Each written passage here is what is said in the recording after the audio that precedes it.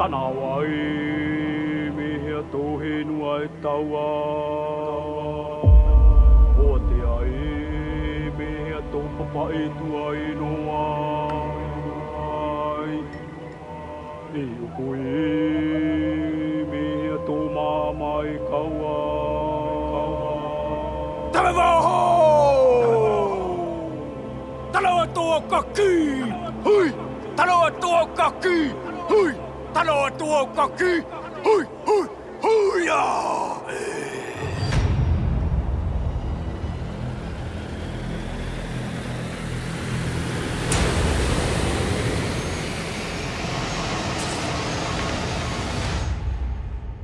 Nous sommes des Marquisiens, nous avons notre culture, nous avons notre langue, nous avons tout.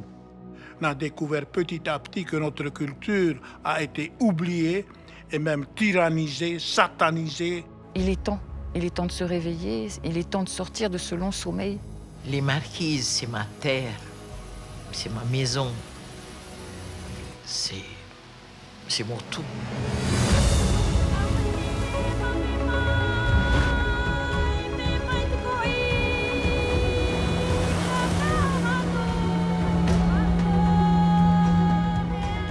Le nom originel de ces îles, c'est Tefenua Enata, la terre des hommes. Et donc Enata, c'est le mot qui désigne l'homme, l'humain. Tu es Enata parce que tu parles ta langue, tu connais une part de ton histoire, et cet héritage, il faut le faire perdurer.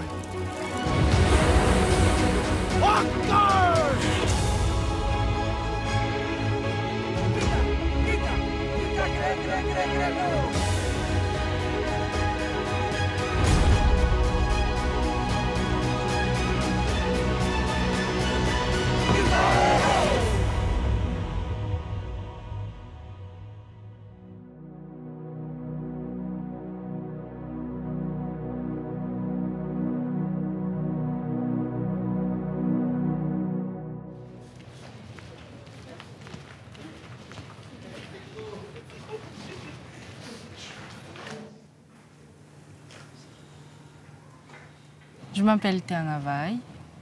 Je viens de l'île de Fatuiva, dans la vallée de Omoa. Fatuiva, c'est une petite île au sud de l'archipel des Marquises. C'est une île très reculée. Je m'appelle Toti Teiki Hupoko. J'ai grandi ici à Uapo, dans le village de Hakahau. Je m'appelle Teiki Tutoua Benjamin. Teiki Tutoua veut dire le chef toujours debout durant un combat, une bataille. J'ai quitté Fatuiva à l'âge de 11 ans pour faire mon collège. C'était très difficile parce qu'on est jeune et du coup, on est un peu livré à nous-mêmes. Et puis, je suis venue ici pour faire ma première jusqu'à l'université. Venir à Tahiti, c'était encore plus difficile, je vais dire, parce que Tahiti, c'est grand, on n'est pas forcément habitué. Les îles aux Marquises, elles sont toutes petites, alors venir ici, on voit la ville, la pollution, beaucoup de voitures. C'est impressionnant pour nous, jeunes, d'arriver et de voir ça pour la première fois. En 70, il y avait une guerre terrible, une bataille rangée entre les Tahitiens et les Marquisiens. Dès qu'on nous entendait parler le marquisien, eh ben voilà les marquisiens mangeurs d'hommes, quoi. Voilà. Et il y a quelques oreilles tahitiens qui ont été avalées par des marquisiens pour dire, voilà, puisque vous me traitez de cannibale, et à l'attaque. Les Marquises, pour moi, ça représente tout. Ça représente ma culture, ma famille, mon patrimoine. Tout de moi est là-bas.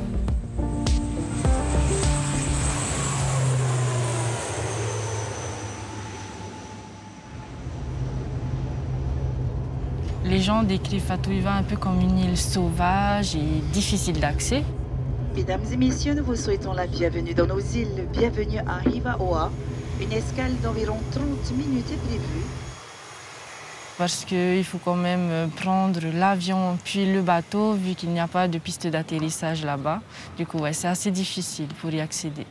assez difficile pour y accéder. îles me manquent, les marquises me manquent et j'ai hâte d'y arriver pour pouvoir me ressourcer, pour pouvoir enfin être en famille.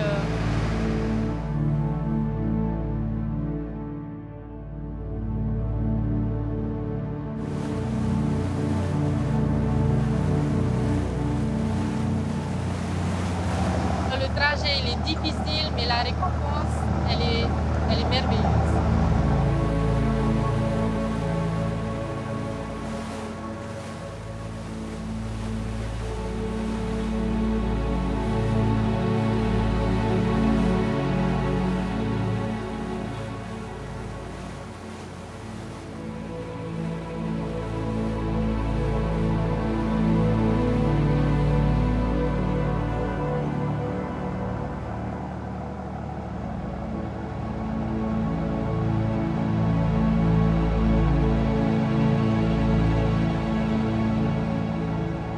La première île qui va voir l'arrivée d'Occidentaux, c'est l'île de Fatuiva, en juillet 1595, les Espagnols. Et en hommage au vice-roi du Pérou qui a financé l'expédition, le marquis de Mendoza, ils vont tout simplement appeler ces îles las Islas de Marquesas de Mendoza, à savoir les îles Marquises. Pour les Natas de Fatuiva, c'est particulier, c'est la première fois qu'ils voient dans leur baie une pirogue sans balancier. Hop, oui, oui, ouh. Teka, Yatena! Uktimau tawakaru! Amako! Enam titau enanamauk! Péatene! Ils vont être très intrigués, ils vont voir que des hommes s'animent à bord et ils décident d'aller à leur rencontre. Alors, ils sont bienveillants. Ils amènent avec eux des vivres, du fruit d'arbre à pain, des tarots et puis des bananes. Et ils amènent tout ça dans leur petite pirogue. Et là, le navire espagnol est vite entouré et puis les gens montent à bord. Alors, grosse curiosité, entre chacun bien sûr. Ils vont s'intéresser au cordage, se blesser avec des épées, ils ne savent pas ce que c'est. Et puis prendre certaines petites choses qui vont tout simplement leur plaire.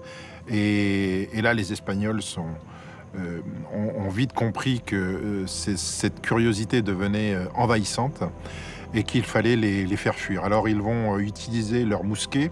Il y a une balle qui part, qui tue un des Marquisiens. Alors là, c'est la panique générale. Ils vont regagner le rivage en espérant qu'une seule chose, c'est que ces gens ne débarquent pas sur l'île. Et ça a été le tout premier contact avec l'extérieur, avec le visiteur.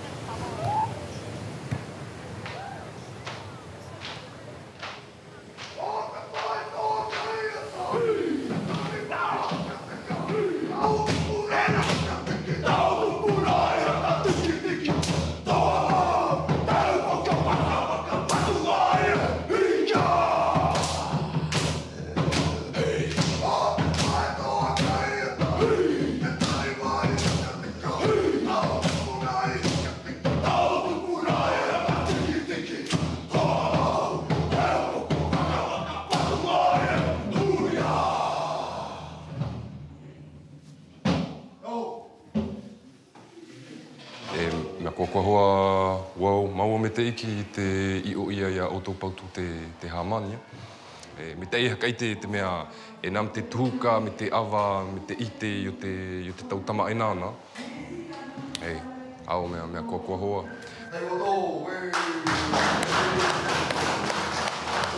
Aujourd'hui, c'est un jour très important. On est à la fin de la formation Patutiki.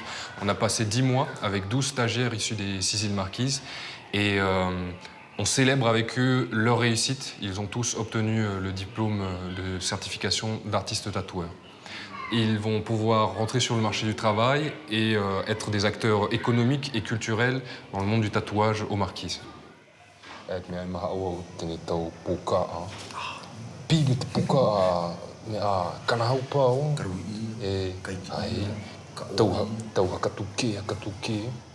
C'était important pour nous de faire cette formation entièrement en marquisien parce que la langue donne accès à la perception du monde des anciens. Cette perception du monde qui a découlé par expression dans le tatouage, dans la sculpture, à travers la mythologie, tout cela se comprend de façon profonde à travers la langue marquisienne. Donc c'est très important de parler la langue pour comprendre qu'est-ce que ces symboles ils veulent dire, quelle est leur place, leur fonction et leur sens sur le corps des marquisiens et dans leur vie.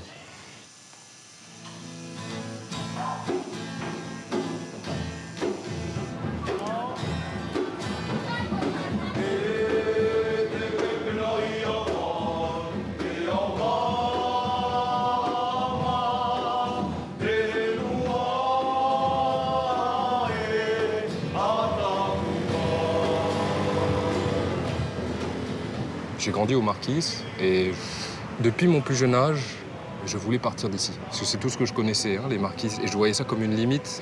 Donc je suis parti après mon bac en France et j'étais persuadé qu'à un moment donné, en fait, une révélation allait arriver et j'allais savoir quel est mon but dans cette existence. En fait, je me suis rendu compte que je ne pouvais pas vivre là-bas, en Europe, ça ne me convenait pas. Ma place était ici, en Polynésie. Je suis métisse, ma mère est française, mon père est marquisien. Et il me manquait cette culture marquisienne. C'est là que j'ai compris qu'il y avait quelque chose de beaucoup plus important à faire, c'était d'apprendre la langue. Et j'ai eu ce moment de révélation que j'attendais. Ça m'a pris, ça m'a noyé même dedans complètement. Je me suis dissous dans quelque chose dont je n'arrivais pas à mettre de mots, mais dont je pouvais ressentir la grandeur.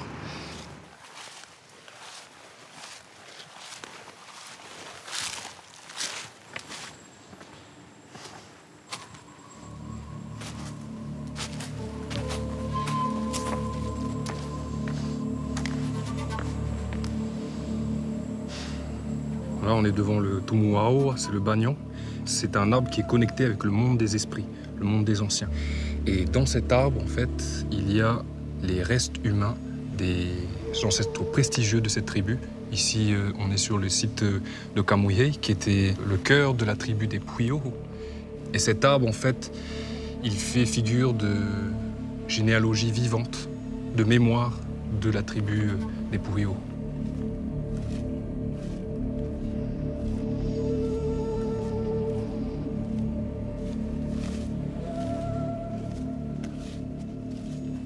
Là, nous sommes sur le Trua, c'est la place communautaire. C'est ici que vivaient les anciens marquisiens. Sur cette place avaient lieu des festivals, des rituels, des sacrifices humains aussi. Ça, c'était vraiment le cœur de la civilisation marquisienne. Après l'arrivée des Espagnols en 1595, il faudra attendre près de 2 siècles avant de voir arriver d'autres visiteurs, hein, qu'ils soient militaires, missionnaires, santaliers, baleiniers. Ces gens ne viennent pas qu'avec des bonnes choses, ils viennent notamment avec des maladies. Et ces maladies, c'est ce qui va être un petit peu la perte de la population marquisienne. Au début du 19e siècle, on est sur une population de 80 000 habitants. Et puis en 1920, il n'y a plus que 2 000 habitants dans l'archipel. Je m'appelle Déborah Kimitete et je suis arrivée ici aux Marquises en 1980. J'ai été dans un premier temps choquée de voir que tous les sites étaient à l'abandon. Il n'y en avait aucun qui était en activité, on va dire rénové, réhabilité, aucun.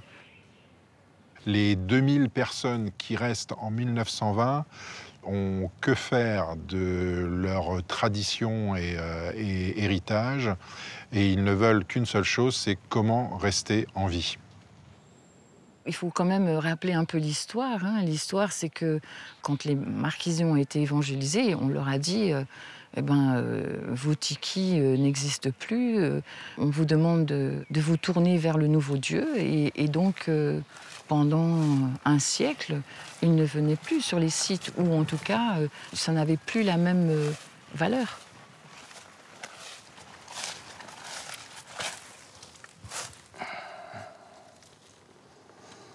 Ça, c'est un pétroglyphe. On a ici le hippo. Et ce symbole représente la matrice de création, l'endroit d'où la vie sort, en fait. Et c'est un symbole qui va à la fois représenter un œuf, une noix de coco, le ventre d'une femme, la terre et l'univers aussi. Et ce qui va sortir de cette poche, c'est la vie, représentée ici par l'homme, qui est du coup le symbole que l'on voit ici, le Enana. Mais ce Enana est un symbole qui va se connecter à tous les éléments vivants qui sortent d'une matrice. C'est-à-dire que ce soit l'oiseau qui sort d'un œuf, le cocotier qui sort d'une noix de coco, l'enfant qui sort du ventre de la femme, un arbre qui sort de la terre ou une île qui sort de l'océan. Les Marquisiens ont célébré ce qu'ils ont trouvé de plus extraordinaire dans cette existence, c'est-à-dire l'apparition de la vie. Et on le retrouve même jusque dans le nom des choses. Le nom de cette terre, les Marquises, c'est Henua Enan. Il y a deux éléments qui sont ces deux symboles, le Henua, qui est la matrice, et le Enan, qui est l'homme qui sort de cette matrice. La culture marquisienne est une célébration de la vie, en fait.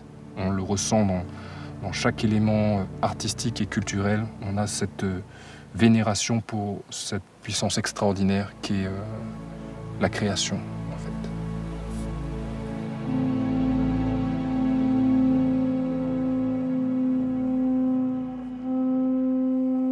Au milieu du XIXe siècle, l'administration française est en place et les missionnaires catholiques également. Et donc, par convention, ils vont établir un code qui est basé sur les interdits. Il est interdit de se promener en pagne, il est interdit de se tatouer, il est interdit de...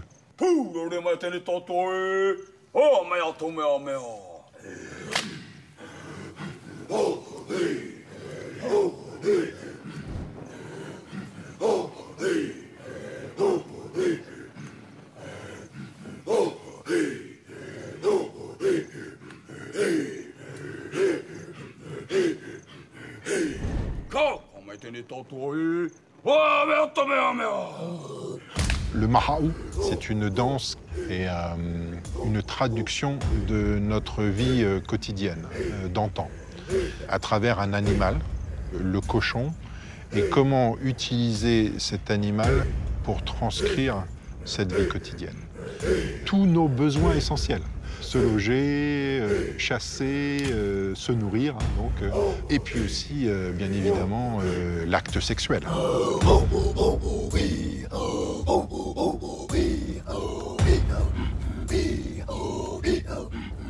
Je suppose que ça a dû choquer à l'époque quelques yeux chastes, et donc d'y inclure le Maha'u dans les interdits.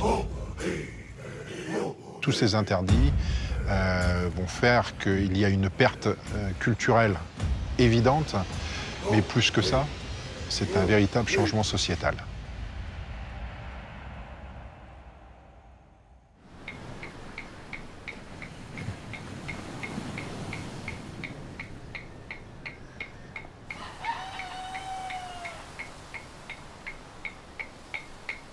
Quand je vois Fatouiva, je suis vraiment heureuse. Déjà parce que je sais que le voyage est terminé, que je vais enfin pouvoir être sur la terre ferme.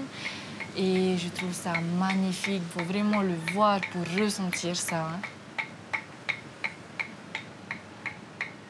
Je m'appelle Sarah Vaki et je suis de Fatouiva. J'ai quitté les Marquises à l'âge de 4 ans. Ce n'est qu'en 1966, lorsque je suis vraiment revenue chez moi, que j'ai appris ma langue. Parce que je voulais m'affirmer en tant que marquisienne. Mon marquisien n'est pas très perfectionné. En fait, à l'école, on privilégie le français plutôt que le marquisien. Mais j'essaie de me rattraper. Ia te kātua te enata. Te kātua enata. O ia ho ia i te ia i tō ia e. Tō moana o.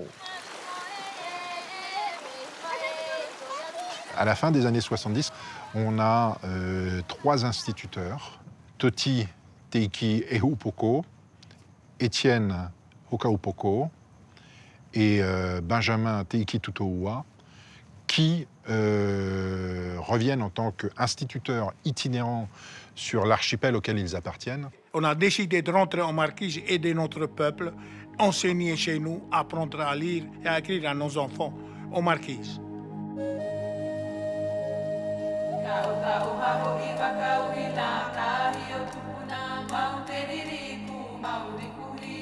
Nous avions été convoqués par le conseil de gouvernement de l'époque afin de nous annoncer que dès 1978, la pratique de la langue tahitienne allait être mise en place.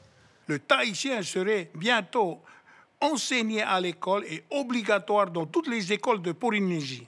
J'ai levé mon doigt, j'ai dit, mais on m'amène le micro, j'ai dit, monsieur le conseiller de gouvernement, je viens de vous entendre dire que le tahitien serait pratiqué dans les écoles de Polynésie française. Est-ce que vous pensez que les Marquisiens, eux, vont accepter ça? Ils vont interpeller l'évêque du moment. Il est là déjà depuis 8 ans. Il est arrivé en 1970. C'est Monseigneur Lecléache.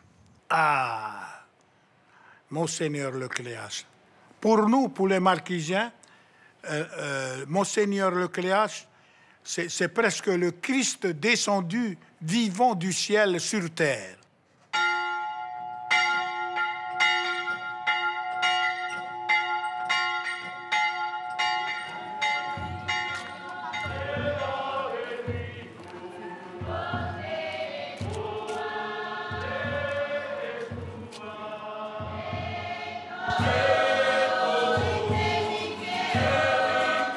Lorsqu'il est arrivé, nous chantions la messe au latin. On ne comprenait rien du tout.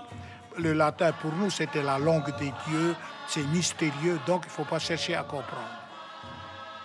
Et lorsque Monseigneur est arrivé, il a dit « mais c'est pas possible ». Et là, il a commencé à traduire la messe en français. Après, il a traduit carrément en marquisien. Il était plus marquisien que nous-mêmes. C'était un vrai Enata.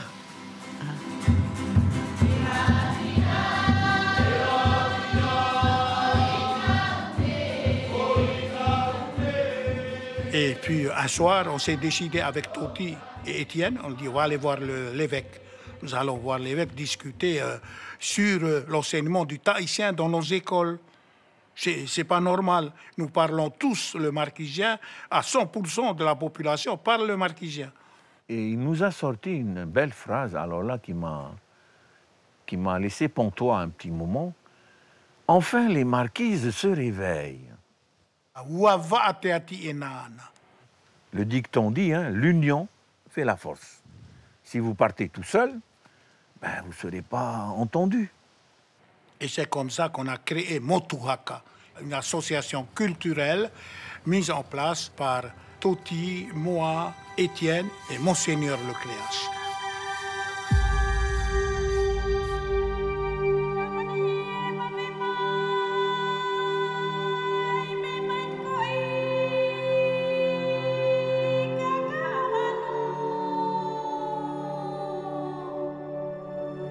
Motuhaka naît en 1978. Motuhaka, ça veut dire rassemblement. C'est les Avengers de l'époque.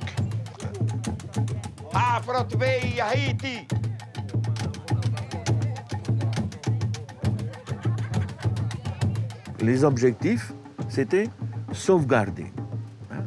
Donc, pour sauvegarder, il faut déjà connaître sa culture, ses us et coutumes, son patrimoine culturel.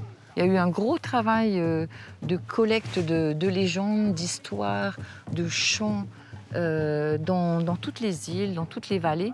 Et chaque membre de Motuhaka, dans son île, entame ses collectes. Là, c'est la répétition. On répète les danses pour le festival. Pour moi, c'est les premières répétitions vu que je n'étais pas présente parce que j'étais à l'école. Du coup, il faut que je rattrape tout ce que je n'ai pas pu apprendre. Je me sens un peu stressée parce qu'ils ont déjà beaucoup avancé sur la danse, mais je sais que je peux arriver à les rattraper.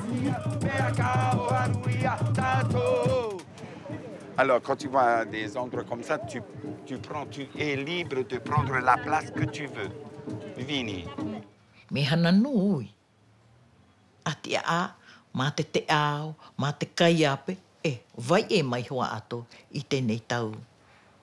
Tau po I tinau ato, tēnei tau I te o ato.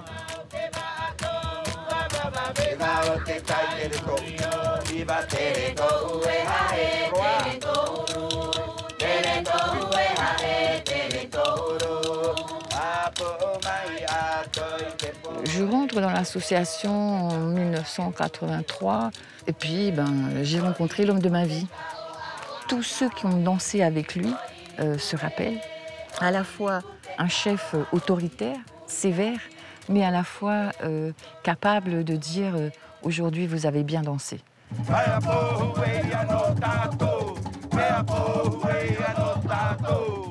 Lucien va voir une ancienne de Hivaoa. Il lui demande « montre-moi comment on dansait la danse du Hakamanu, je veux danser cette danse, je veux faire danser cette danse par mon groupe ».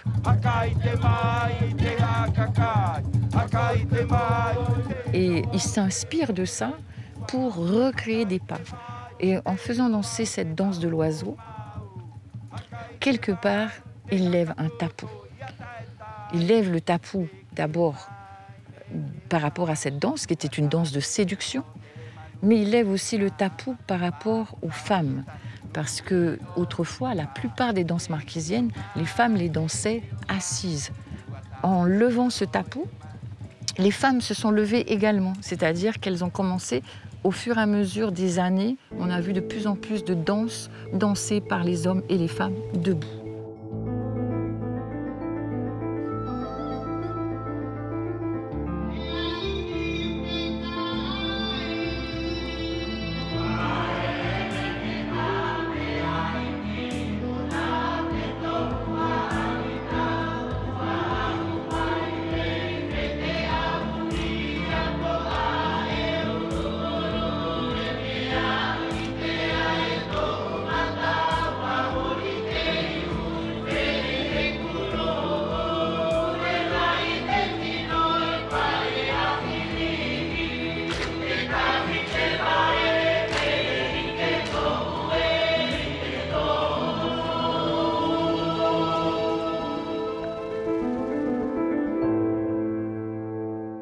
On est en 1985, j'entends parler du Festival des Arts du Pacifique qui va se dérouler à Tahiti.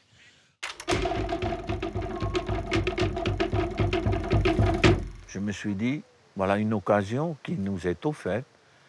Si on peut participer, eh bien on ira. Les Marquisiens qui ne sont pas invités s'invitent quand même. Et là, nos jeunes découvrent d'autres cultures, surtout les papous. Alors, les papous sont arrivés avec leur étui pénien. Il y a eu un choc culturel terrible.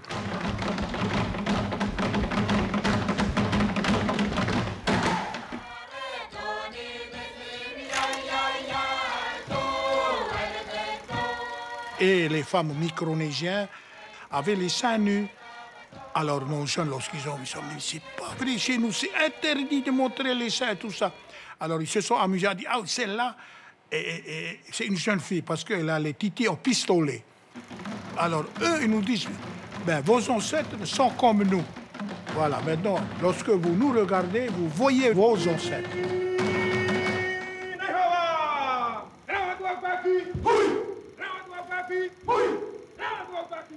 Et nous avions donc une petite délégation de 50 personnes et tout le monde regardait donc ces jeunes et puis se poser des questions, mais d'où ils viennent ceux-là là?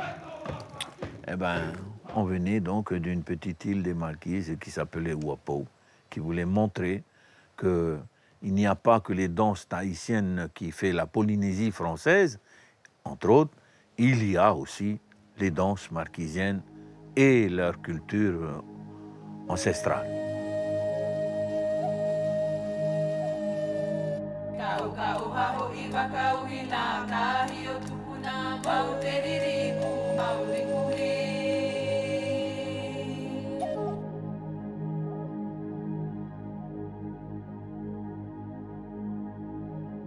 En rentrant, je me suis dit, est-ce qu'on ne pourrait pas mettre en place, nous, un festival entre nous, marquisiens.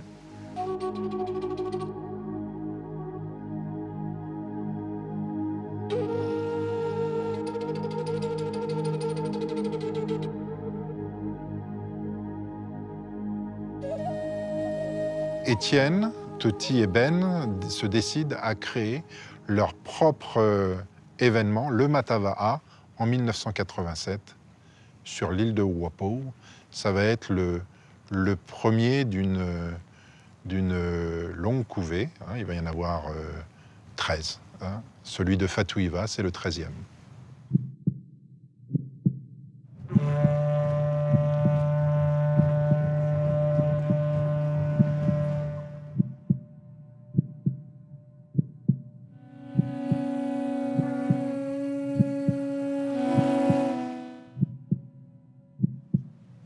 Que le Matava'a peut m'apporter dans ma vie, c'est vraiment la passion de la culture, la passion du partage de notre culture, la connexion que l'on a avec notre archipel.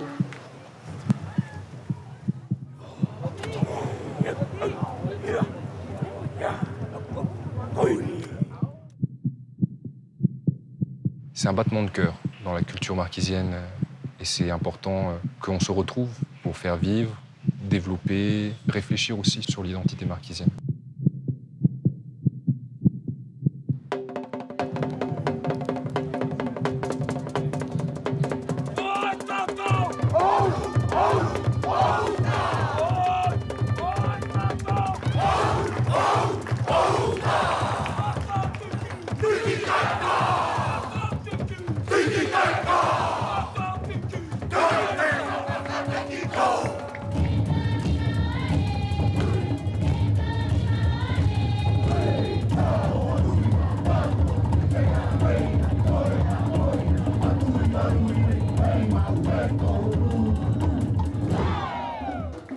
Matava'a. Matava'a, ça veut dire rester en éveil. Hein. Mata, c'est les yeux, va'a, grand ouvert. Hein, donc le regard éveillé, les yeux éveillés. Mais l'expression même se traduirait par rester vigilant.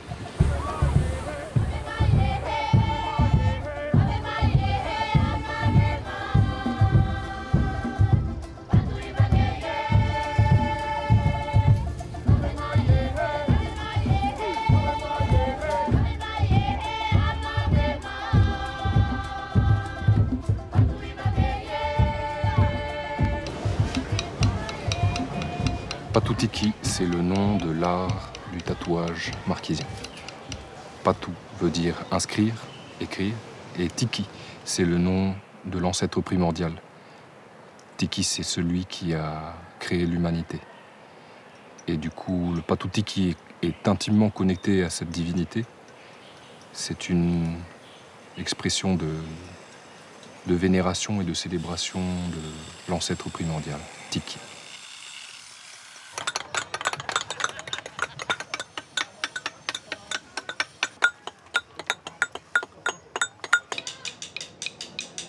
De cette vénération de Tiki découlent les arts graphiques marquisiens que l'on appelle Matatiki, qui sont l'image de Tiki, le visage, le regard de Tiki, que l'on retrouve sur la pierre, dans le bois, sur le tapa, aussi sur la peau. Alors je vais inciser jusqu'au bout. Voilà. Voilà. Ah voilà. Ça y est. Et après, tu peux tirer direct? Voilà, ah, oui, oui. C'est ça. Le tapa, pour Fatouiva, ça représente vraiment un trésor. C'est mon grand-père qui a transmis à ma mère et ma mère nous a transmis. Avant, ça servait de longe pour les bébés et de tenue. Les anciens portaient ça. Dans la conception marquisienne, Chaque acte de création est un écho de la création du monde, issu de l'acte premier où Atea, le Père Céleste, féconda Atano à la terre-mère. Et de cet acte de procréation et de création primordiale découlent tous les éléments de notre univers. Et c'est en cela que chaque acte de création est un acte éminemment sacré. En fait.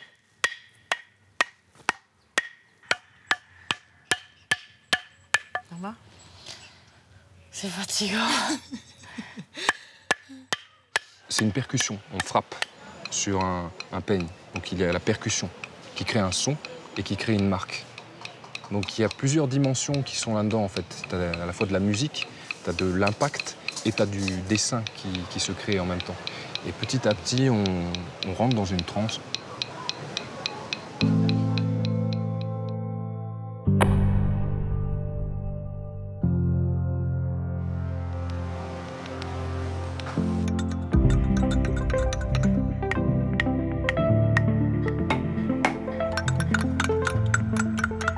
J'entends le bruit, mais je ressens la vibration du coup aussi dans le corps et la sensation de marquer. C'est comme si tous ces éléments se mélangent d'une manière holistique.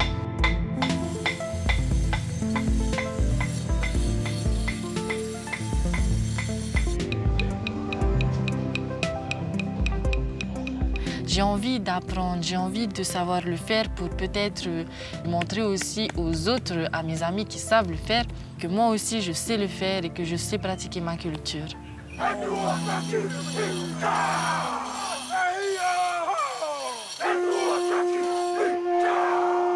La culture, c'est quelque chose qui réunit, qui unit tout ce qui a été désuni, je dirais. La culture marquisienne a permis de rassembler ce peuple qui était donc chacun pour soi, chacun chez soi. Et là, le Matava a montré que c'est faux, qu'on pouvait s'unir, qu'on pouvait être un seul bloc.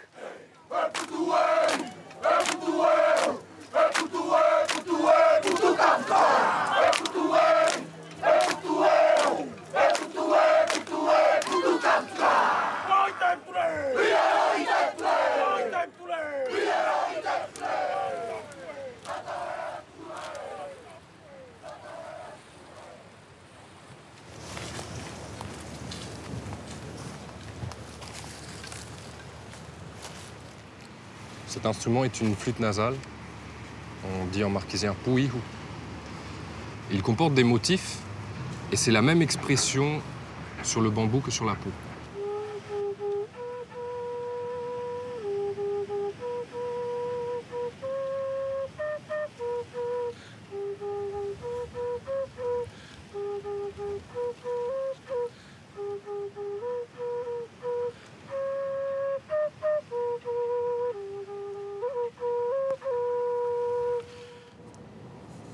En fait, pour les anciens, cet instrument était considéré comme une personne. Il a une âme, il a un nom, des tatouages, il parle et il chante.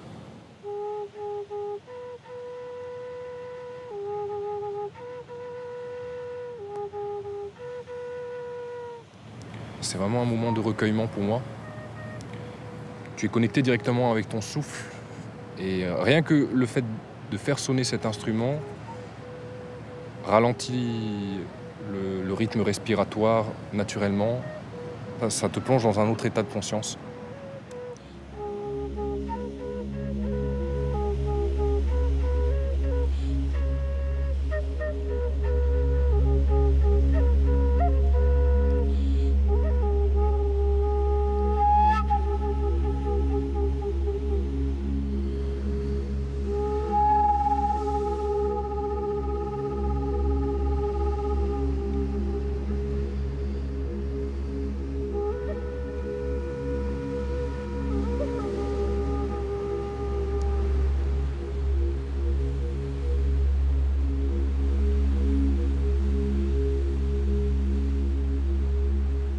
Kai e koa koa una hoa tēnei, ua neke, ua tato hātumu, me ti tahi ahi ua i o tō tama a kākāho.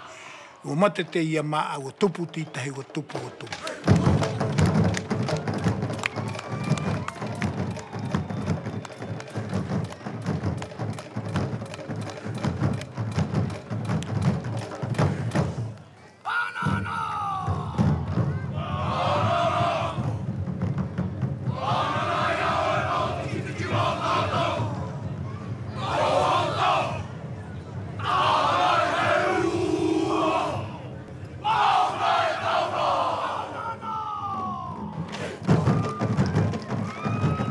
Quand je vois les jeunes d'aujourd'hui, on a l'impression qu'ils pensent que ça a toujours été là, que cette culture a toujours été là et qu'elle est vivante aujourd'hui parce qu'on l'a fait vivre.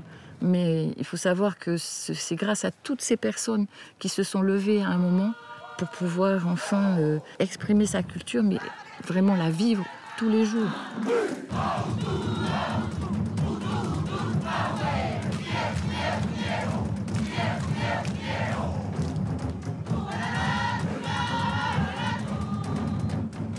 Ma petite pierre que j'ai apportée quand même dans Motuhaka, dans la langue.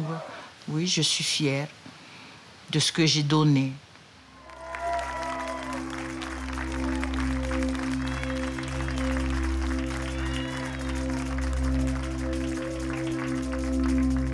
Lorsque j'entre en scène, je me dis, ok, là c'est mon moment.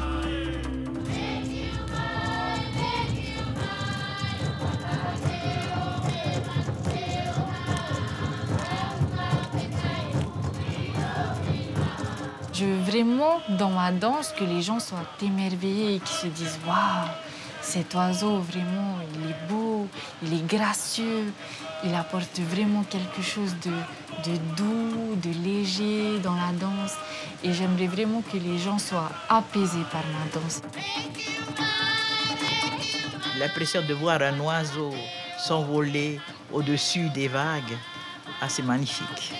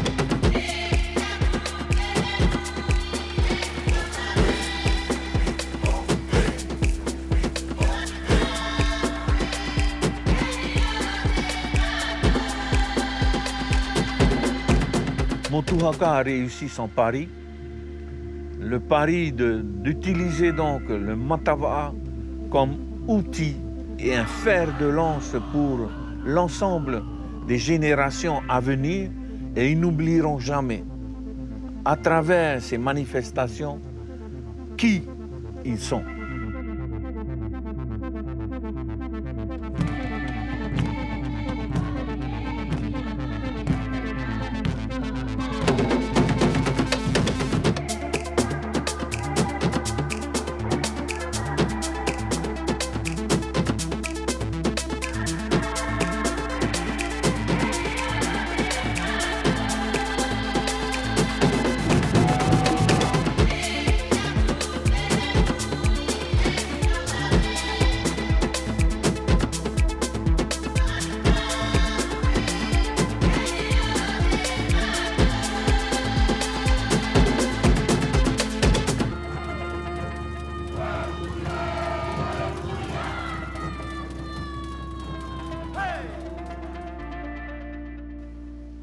J'ai pas d'autre mot à dire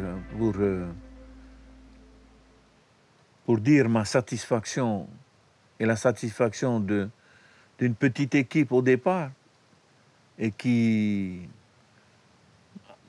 par sa persévérance, a réussi à faire en sorte que le marquisien n'ait plus honte de lui et soit fier de porter sa culture au-delà de l'archipel des Marquises, au-delà de son caillou d'abord et au-delà de l'archipel des Marquises. Et ça, ma satisfaction, elle est grandiose. Si les collègues étaient encore vivants, je pense que eux tous, ils sont du même avis que moi. Il y a des gens qui luttent, des tas de petits peuples, et nous, on veut leur montrer que c'est possible dans le monde contemporain dans lequel nous vivons, de pouvoir continuer à s'exprimer dans sa langue, de pouvoir continuer à s'exprimer dans sa culture et de la faire vivre.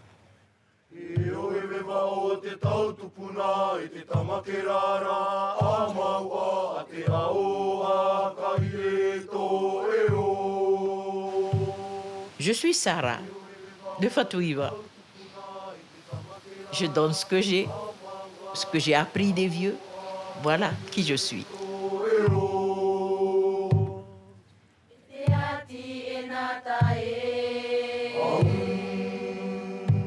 Waikoi. Waikoi piri, wau tēnei o piri. Enena tupe noa, mi o tōti te kawai tupe noa. Haho ia, matawa au, puahato au korohi. Ano, pātoko i tō au, te ati enana.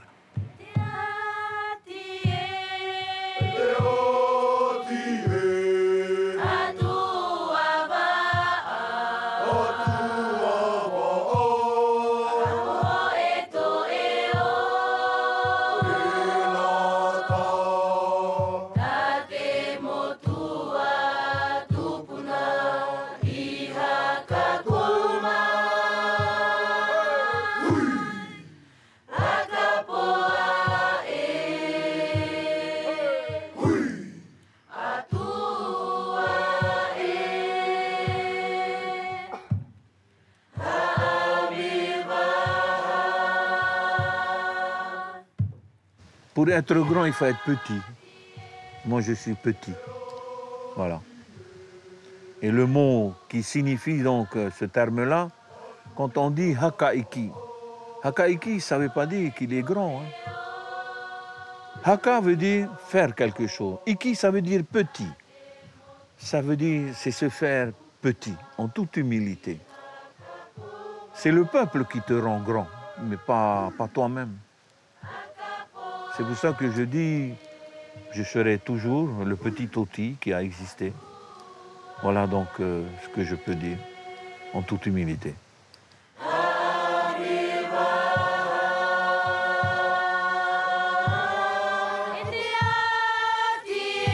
De ce Matava'a, je retiens tout le mana que les autres îles ont apporté, parce que dès que les délégations sont arrivées sur notre île, le vent il a soufflé fort.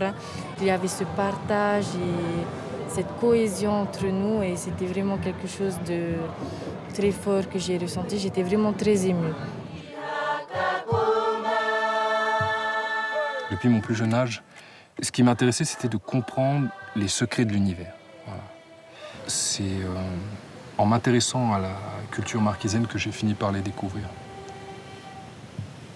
Ça m'a permis de comprendre qui je suis, mais aussi qu'est-ce que ça veut dire être humain.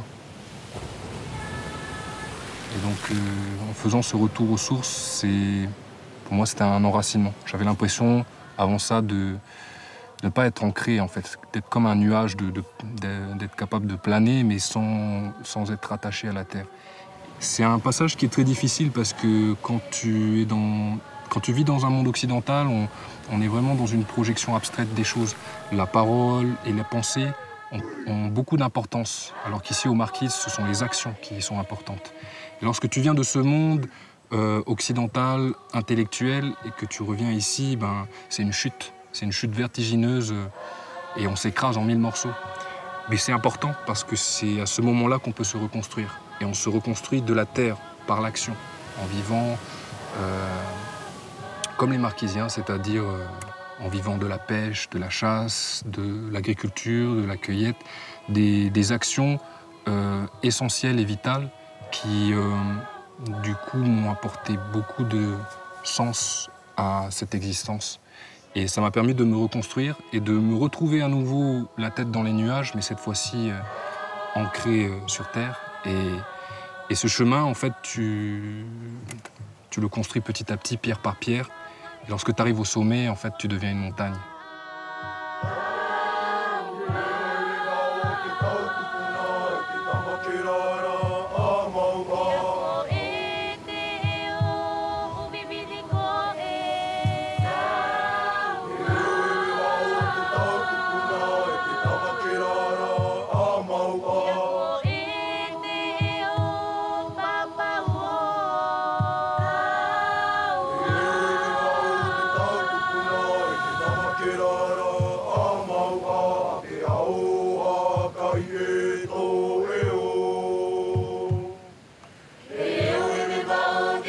Tupuna, iti tamakirara, amawa.